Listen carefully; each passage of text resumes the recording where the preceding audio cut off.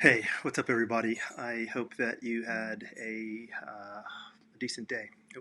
It's really nice in Atlanta. It's colder than usual, or at least colder than it has been over the last couple of years. This time of year, which is refreshing. So, but even still, like in the mornings, it's in the 30s, low 40s. So, yeah. So, doing my live today. Thank you for joining. I'm glad that you're here. I really am. I'm glad that everyone who's participating and following along, contributing. However, it's greatly appreciated. So thanks for your time. I know there's other things that you could be doing with your time. In any event, I wanted to deliver a little presentation to you guys today and talk a little bit about grief. This request came up from a friend of mine, and I thought that I would oblige and talk a little bit about my perspective and some of the potential tools that you might have at your disposal as far as how to deal with transitioning. And grief comes primarily from loss, from death, but it also comes in other forms, right? So so that's what the talk is about today. It's going to be about grief, and I want to set a disclaimer here right now, right? So we're going to be covering a few different topics of information as it relates to kind of some of the current approaches to how to manage grief, as well as NLP, and then finally I'll be going into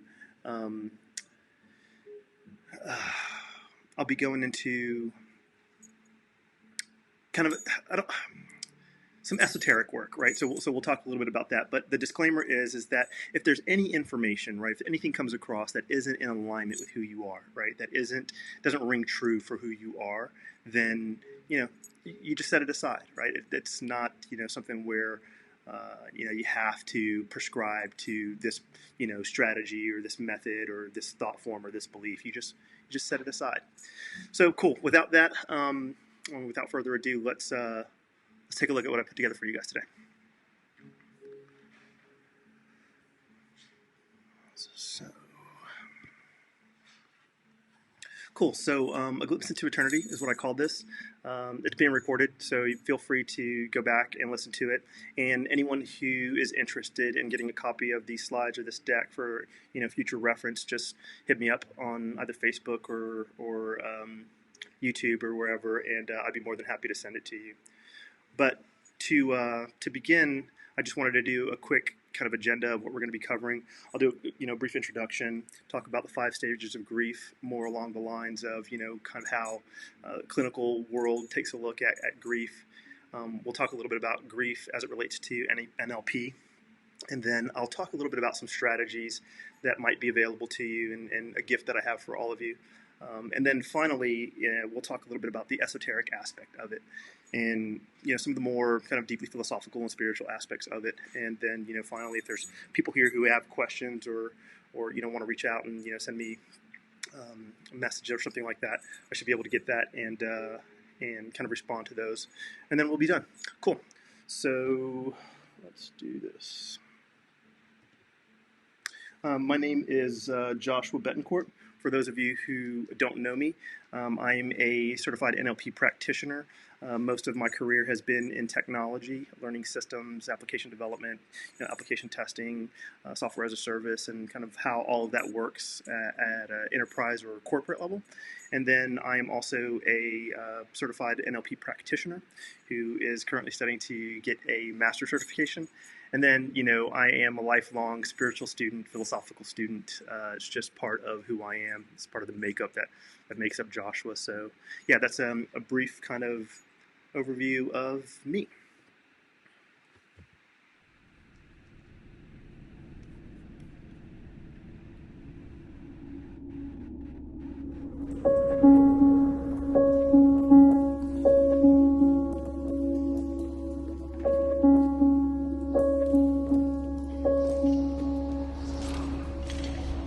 What is this? I don't recognize this. Pain broke in and took it all. Took the song from the springtime and the dance from the flame. took the noonday warmth and the morning hush.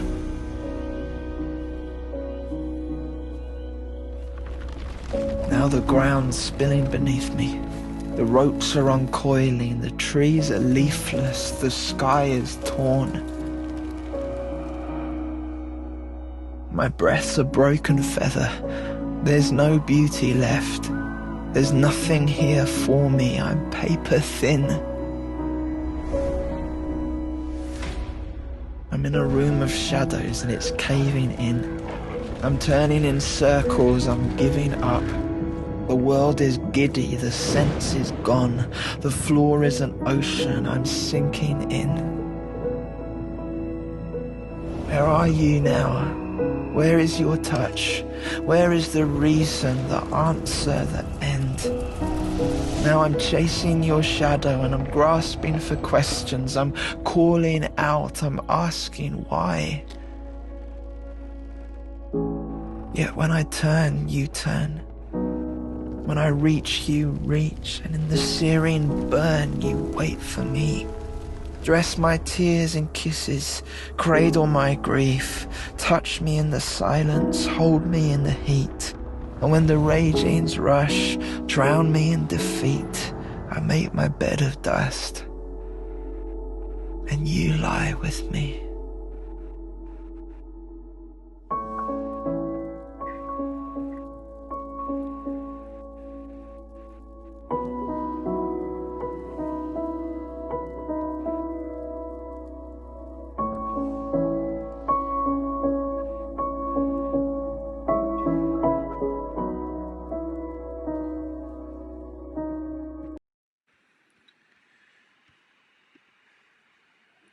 Yeah, so I wanted to play that video because I thought that it was a great summary of some of the challenges that people traditionally face when they're dealing with grief and loss of a loved one.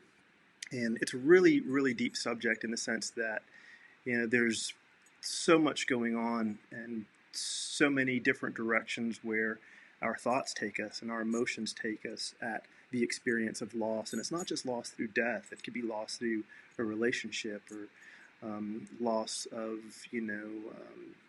a connection with someone. I mean, there's multiple reasons why we grieve, but death being the primary one. So, the 5 stages of grieving that we're going to go over right now are, they're well written about, and you can find, multiple books on them. I wanted to include them because I think it's important in the sense that for those of us, especially now, right?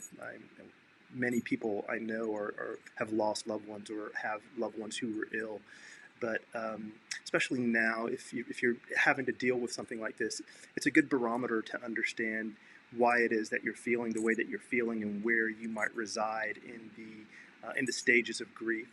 So the important thing to note here is that this is not a linear process. It's not like you start at the first stage of grief and then you move through all 5 and you come out the other end as complete or in acceptance, right?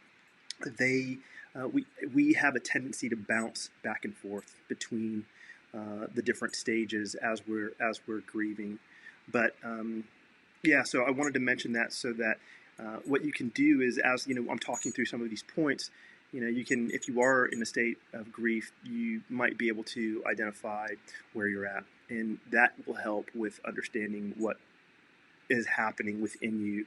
And what the process might look like for you. Again, you may experience 1, 2, 3 of these stages. You may experience all 5. It just varies, and depending on the person, right? But the first is denial, and denial is where kind of we initially experience the loss, and we're in such shock that it's unbelievable, right? We don't necessarily our body and our mind, right, actually shuts down to a point so that it can slowly progress into the idea of the loss. And that's why denial sets in for people who do go through this stage. And the idea is, you go numb in the sense that you're just not certain about what's happening, and there's a huge emptiness that goes along with that, where it's really a stage of shock. But you start to ask, yourself the question as you accept the reality of this loss, that like what's really happening, what's going on in my life, and slowly, as you start to come to acceptance of, hey, this is real, you start to progress into the other stages. The second stage is anger, and anger can be expressed in a way that is directed at yourself. It can be directed at others. It can be directed at the loved one who happened to pass away. But it sometimes can be overwhelming. It can be directed at, your kind of spiritual beliefs, right? It can be directed at God, in the sense that, why did that happen, and why do I deserve this? So at first it feels, in the sense that it's like very, very overwhelming. And I want to just really communicate that it's absolutely a natural response in the process of grieving, right? Eventually, with time, as your anger subsides, you've got to be conscientious, I guess, as to whether or not kind of you're suppressing it intentionally, or you're allowing yourself to feel everything that's happening. So let me stop and take a step back here.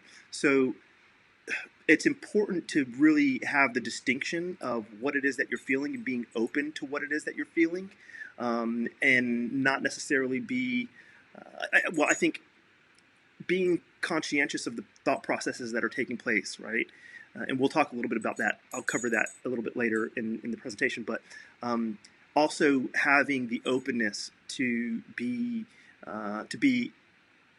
accepting, or in the emotional state that the process of grieving is giving you. The reason why I say that is because a lot of people turn right to alcohol, or they turn to other addictions that might not necessarily be healthy for them.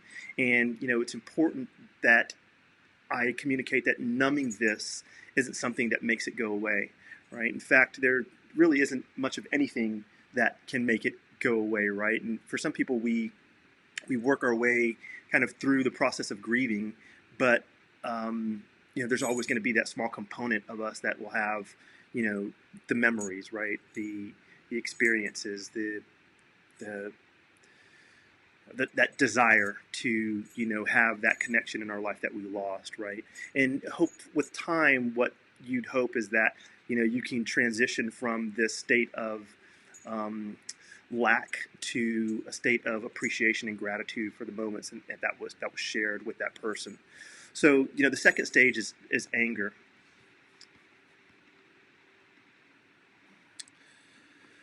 So then after anger, it's written that it's usually bargaining. And what bargaining is where, if it's an imminent death, where your loved one hasn't passed yet, you start to come to like this place where you're trying to make agreements with God, in the sense that, I'll do more work, or I'll be a better person, or I'll be, whatever it is that you're trying to negotiate and bargain within yourself, in hopes that you don't lose your loved one.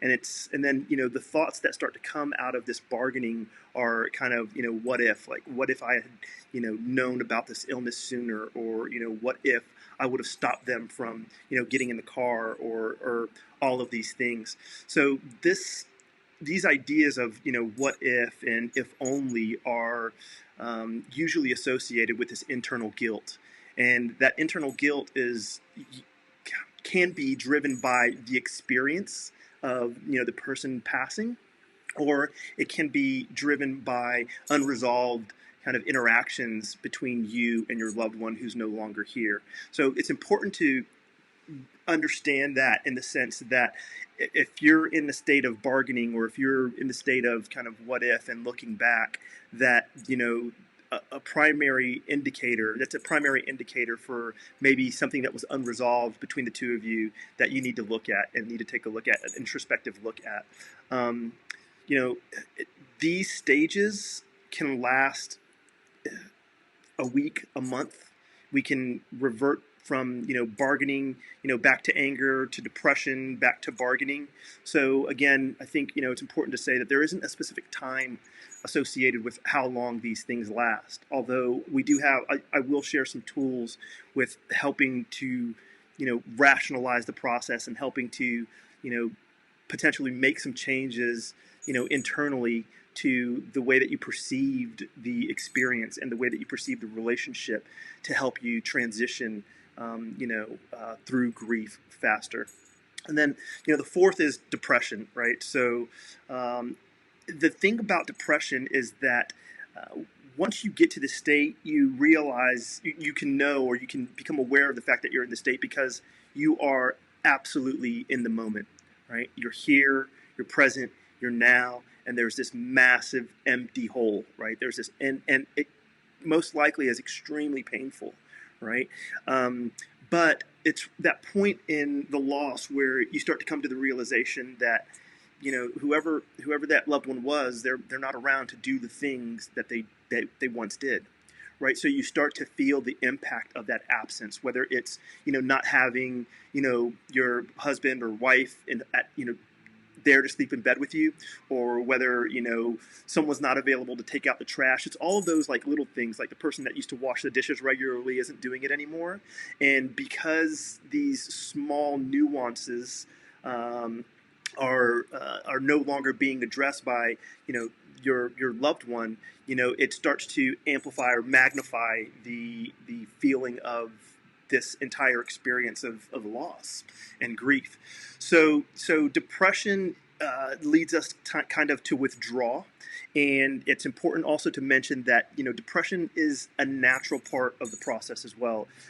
It's normal to feel an extreme amount of pain, right, an extreme emptiness, related to depression and grief because of losing a loved one. It's not a mental illness, although there are some critical kind of grief states, right? Some complex grief states that are much deeper, and we'll see a little bit on that in just a moment. But so I think what happens in the depression state is where we really start to make more of a connection to the idea of the soul and the spirit, right? Because we know that there's just this innate feeling related to loss at that level. And then for most people of faith, and like I mentioned, this isn't about faith or spirituality, but for most people of faith, right, they revert back to kind of some of those spiritual aspects or spiritual pillars that they lean on, as it relates to the afterlife or whatever one might believe. But those types of feelings and thoughts become amplified in the state of depression. And then finally, the last stage is the stage of acceptance, and it's often misunderstood or kind of communicated that the idea of acceptance of grief is that it's all right or it's okay that this person has passed, and that's not what it is at all, right? It's very likely that there will always be a small component of this experience that stays with you until your time comes. So I don't want the idea of acceptance to come across as being that you're okay with everything, because it's not something that you ever fully recover from. But that being said, what acceptance more along leans towards is that eventually over time, right, the intensity of the pain subsides, the emptiness gets filled with other people or other activities or other focus.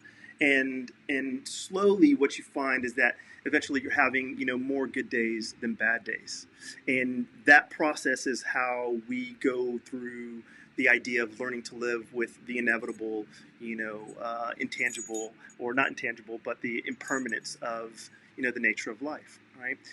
So yeah, we come to acceptance, and the idea is we're starting to slowly reorganize our lives and putting the pieces back together. And that perhaps might lead to the idea of self-care, or the idea of surrounding yourself with other family members, or just reintegrating back into society.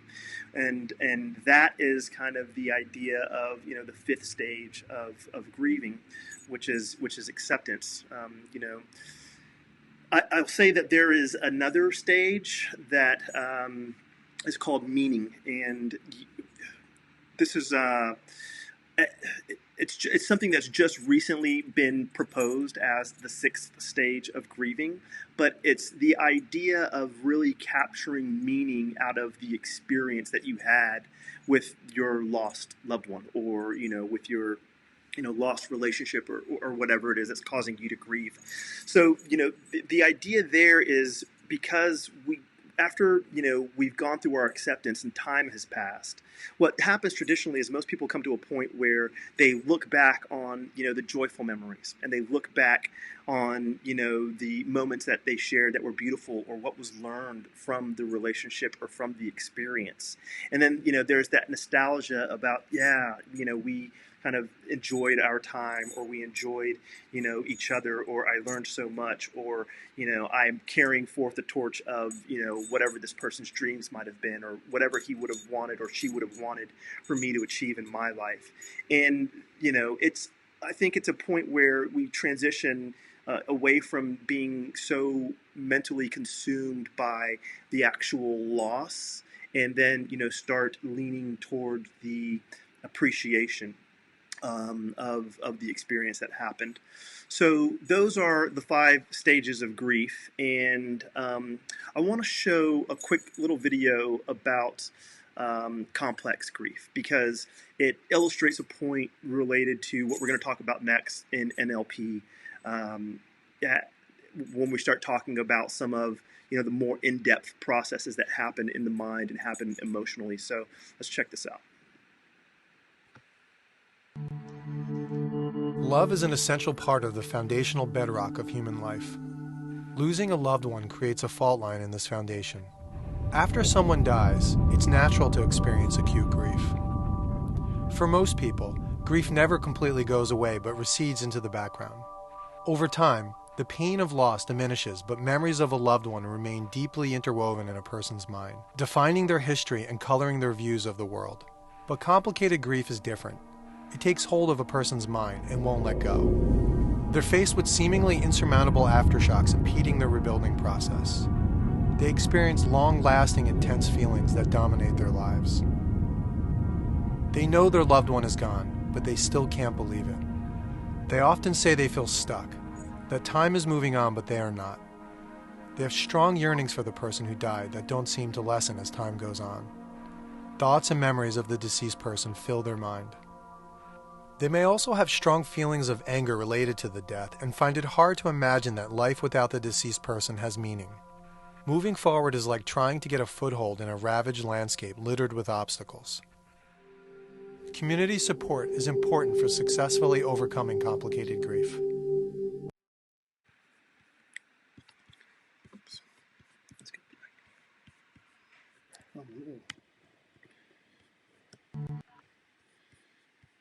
Sorry about that, guys. All right, so I think that video illustrates something that's important in the sense when complex grief takes hold. And what's happening at that point is that we're becoming overwhelmed and completely consumed by the mental aspect of the experience of grief, like what's happening on a neurological level, what's happening from a physiological standpoint as far as the chemical reactions and the emotional associations, with that loop that I've talked about in the past. So that loop is, what we think, drives what we feel, drives what we do, drives what we think, and it becomes a vicious cycle and a vicious loop.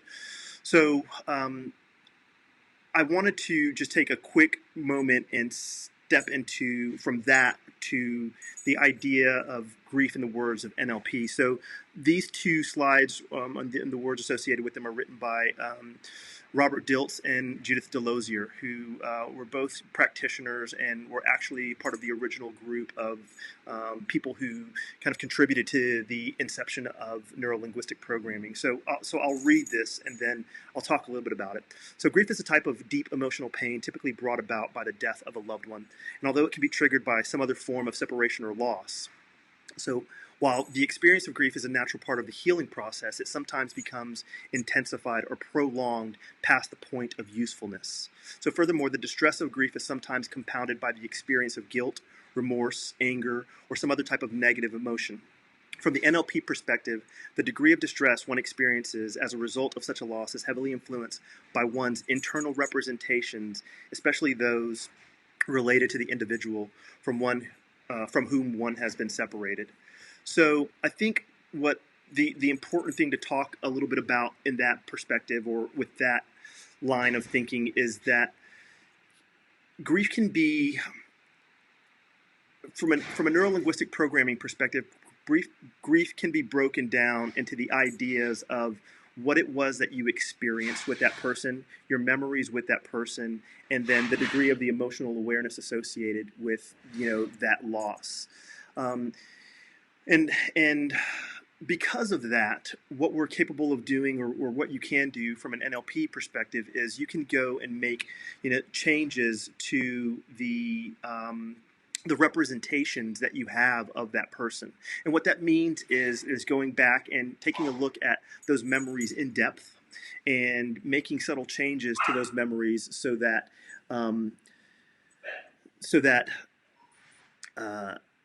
they don't impact you the same way. They don't affect you the same way.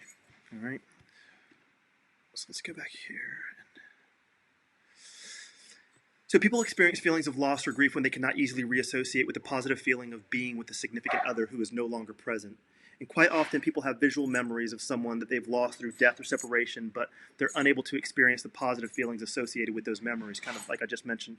So instead they mismatch, focusing on what they're missing now as opposed to gratitude for what they used to have.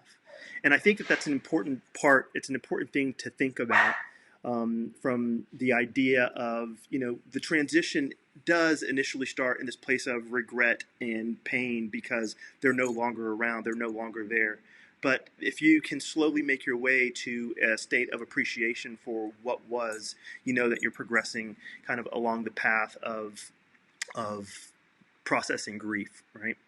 So then this final slide is really about the esoteric aspects of it. And what I wanted to talk about here was a couple of things. So this is obviously, it's subjective to one's, beliefs and what one thinks as it relates to the meaning of life and the purpose of life and why it is that we're here, right? And these are much larger questions, and there's a, it's a really broad and big topic, all right? But I wanted to share some of the principles that I've learned about recently, primarily mentalism, which is kind of a principle that all is mind. And everything that you experience is processed through the mental faculties of your sensory perception.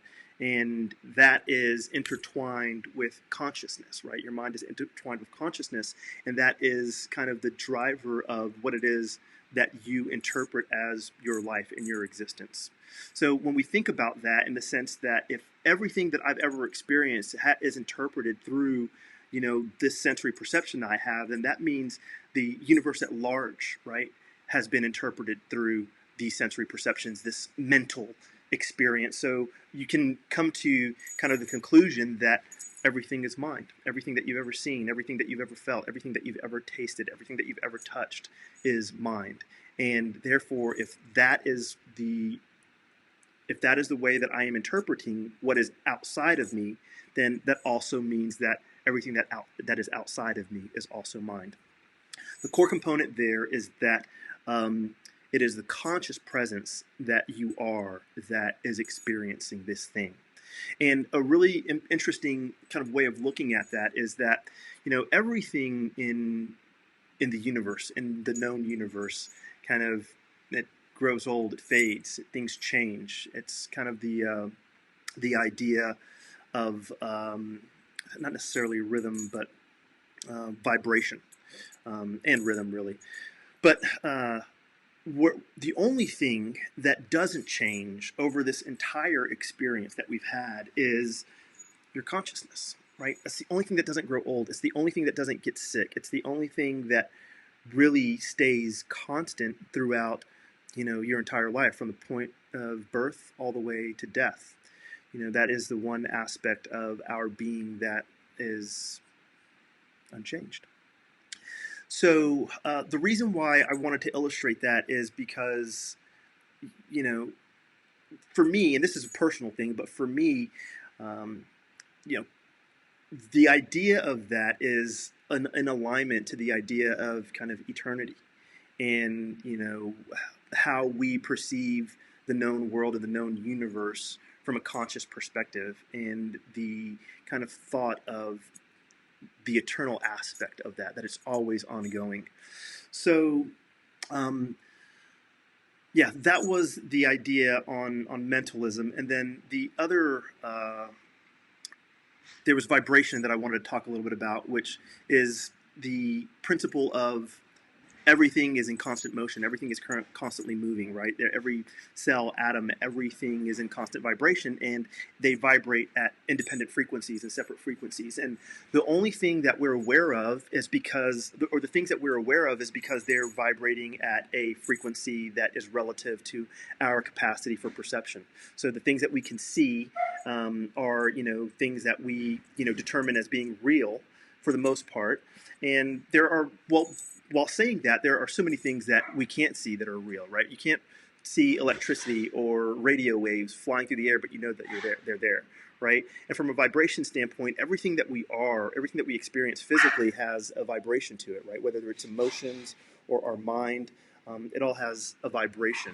So it's important to note that there's a scale of vibration that exists, right? From the sense of, water has a different vibration or a different frequency than steel, than, feathers, than the tree that's outside.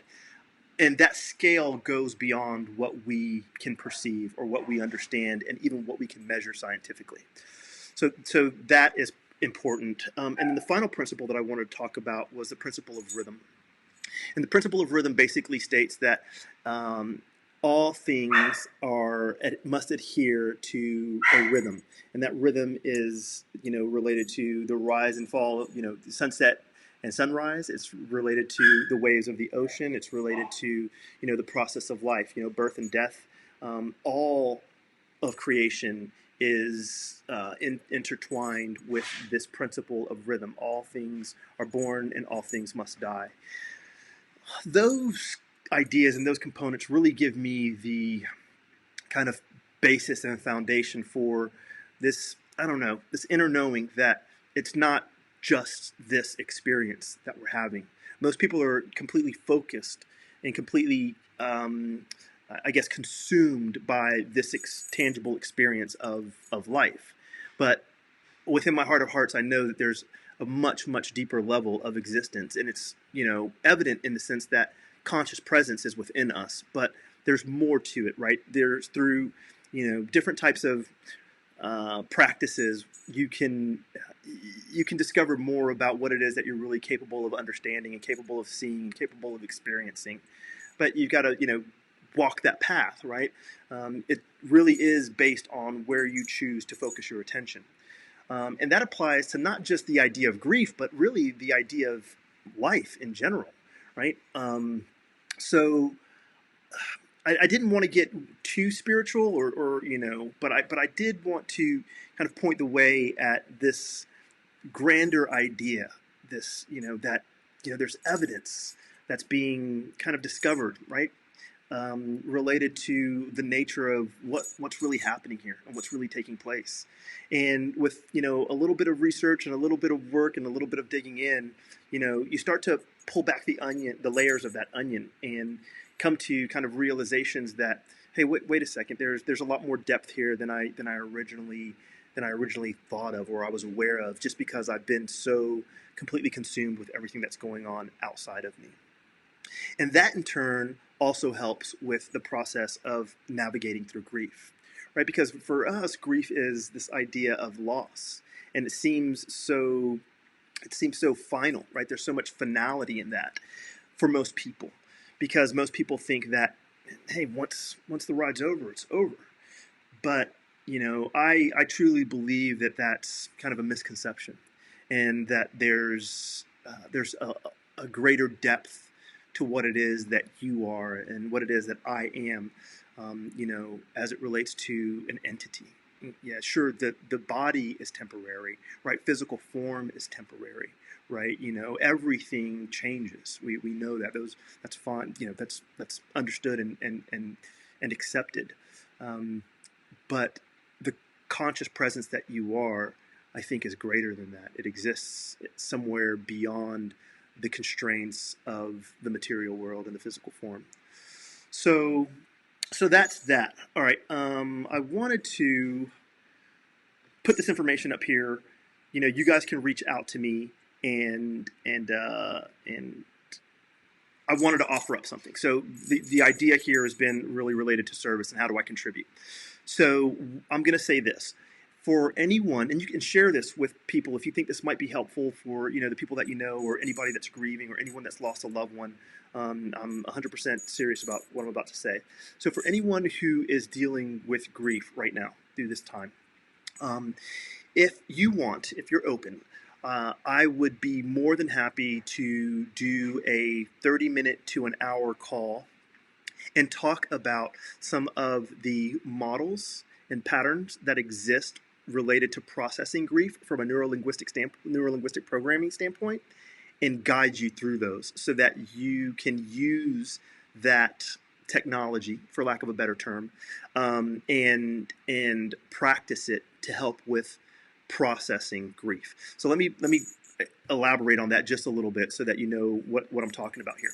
So in NLP, we take the approach that emotions and beliefs can be altered and can be changed based on the way that you perceive them, and based on the representational systems that you use in order to experience those emotions, beliefs, experiences, memories, right?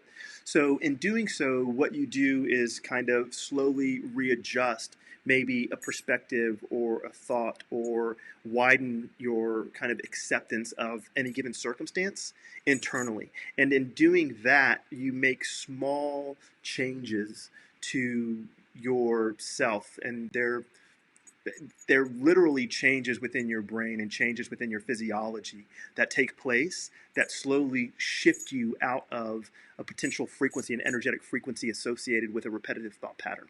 So I want to offer that up to anyone who is watching this, or anyone who's seeing me say this. If you reach out to me on Facebook or YouTube or what have you, I'd be more than happy to schedule some time with you and talk through a particular pattern with you.